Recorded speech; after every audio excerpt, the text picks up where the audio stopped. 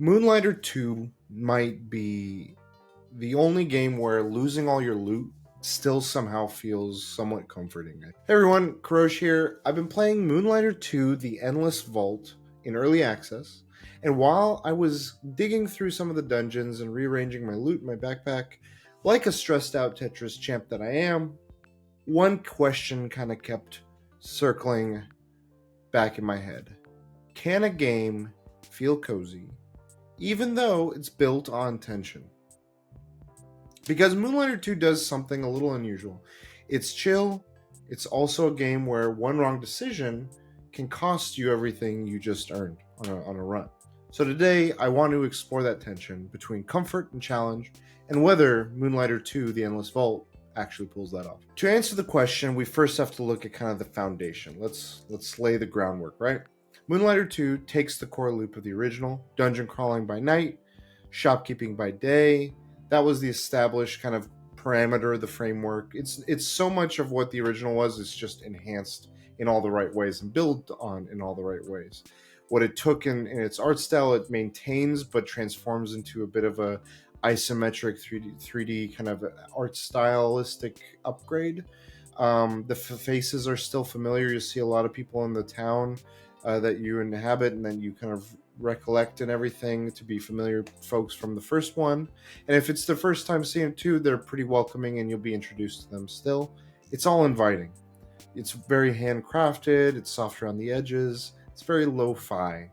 And if Moonlighter 1 was charming, Moonlighter 2 feels very comfortably lived in. It's like this is now adjusted to the grooves of my body and my bed or my couch or whatever. So yeah, the coziness starts here. It starts in its atmosphere and how it presents itself. Once you step into the dungeons, though, and go on your runs of adventure, the game introduces what is the pressure, but in this very measured, kind of thoughtful way. You pick your weapons. You have one of four to choose from. I believe a short sword, a broadsword, like a berserk style sword, a spear, and kind of these like brawling brass knuckle gauntlets of sorts. So you choose which one you want to take in and what style of play you enjoy, and then you choose your path and you go. And every room by room, you go forward, and they get harder and harder, and the stakes get higher and higher. But it never really becomes too frantic or punishing. Instead, it just stays very methodical in a lot of ways. And the big reason for that methodical approach that it kind of presents itself with is, as you go through these rooms, you're presented with this weird strategic puzzle. And this is where the Tetris side comes in, because your backpack becomes this puzzle game. You're not just grabbing loot and stuffing in your bag and your inventory and moving about your day.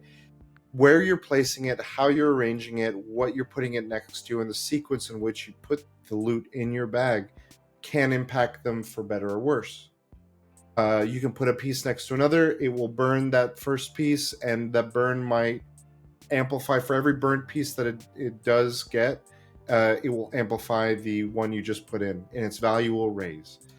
And there might be another one where when you set it down, every adjacent piece becomes armored. So if you try to burn it, it won't burn. So you can avoid or mitigate those kinds of situations, or you could lean into it depending on the types of loot you're picking up or running into. These are all calculated risks, but somehow through that, it still feels very calm, not too chaotic in any kind of way.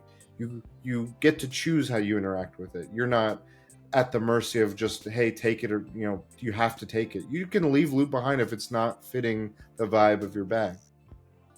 Almost like the game is whispering, hey, think this through, take your time, you got this, and hey, it's chill. You don't want it, leave it, it's fine.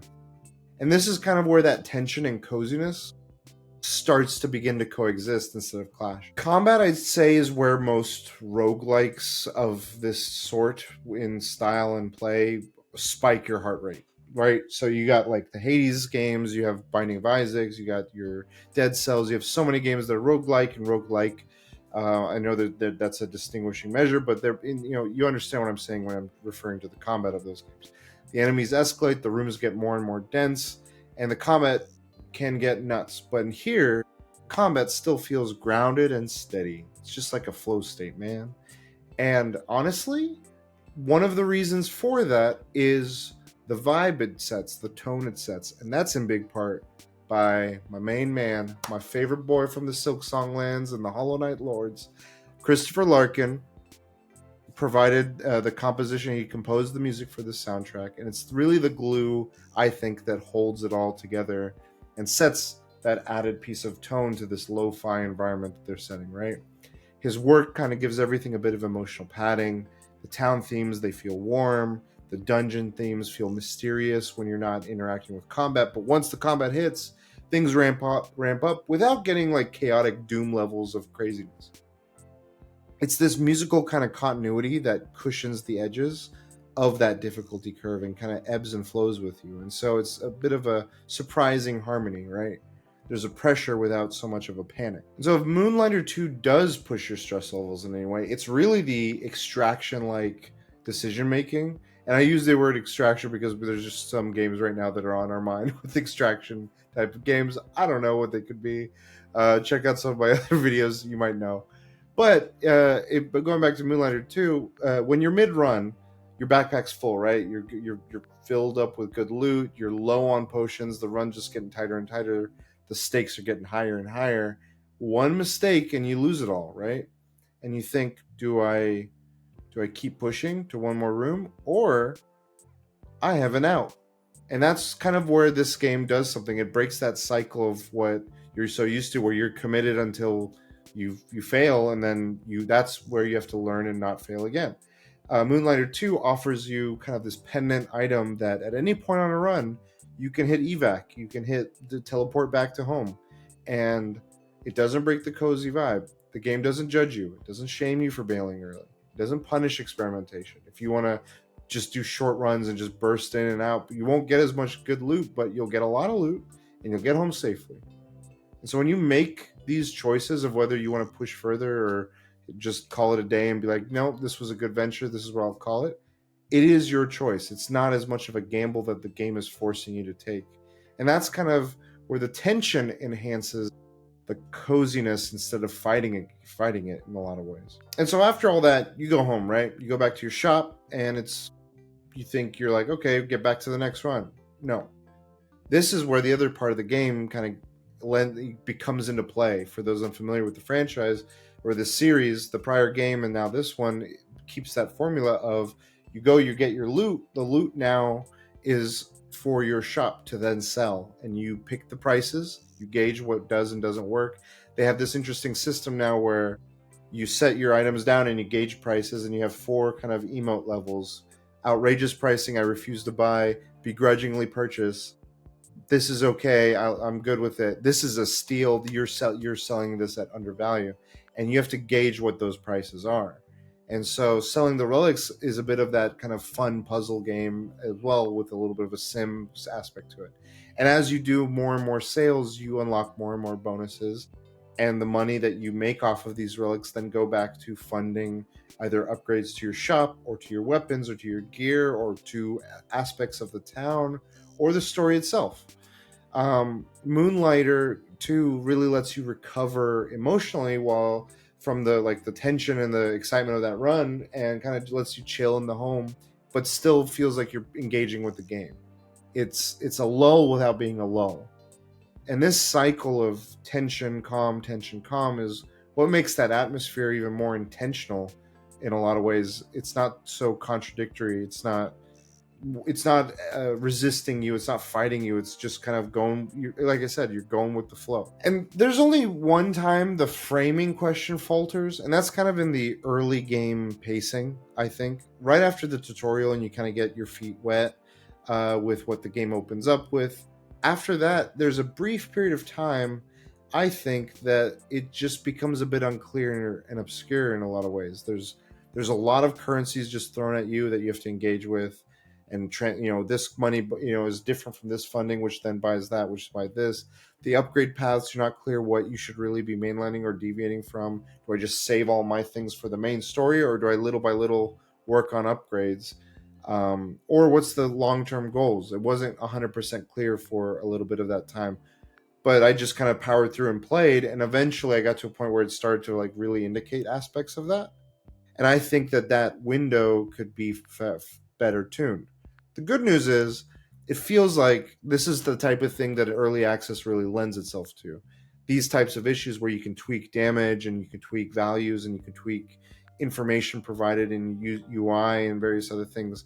I hope that they take notes of what that pacing or play style feels like, and again lean into what early access can benefit them for, and not just kind of be an early exposure in some ways. I know a lot of studios have benefited in many ways of fine-tuning what their game is and isn't based on what they do in early access and how players give feedback.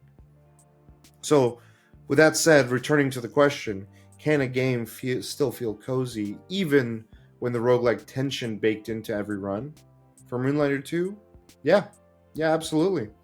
It thrives on that balance, and in everything I've shared above. It's cozy without being toothless.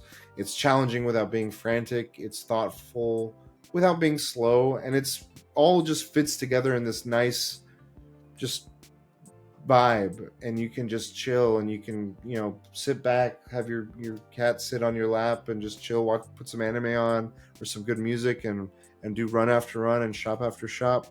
And it makes for one of the most kind of inviting roguelike experiences I've had in a minute. I genuinely cannot wait till 1.0 releases and its full launch comes out. I think it will shine at that stage, and everything that's feels already polished will just be further fine-tuned and polished.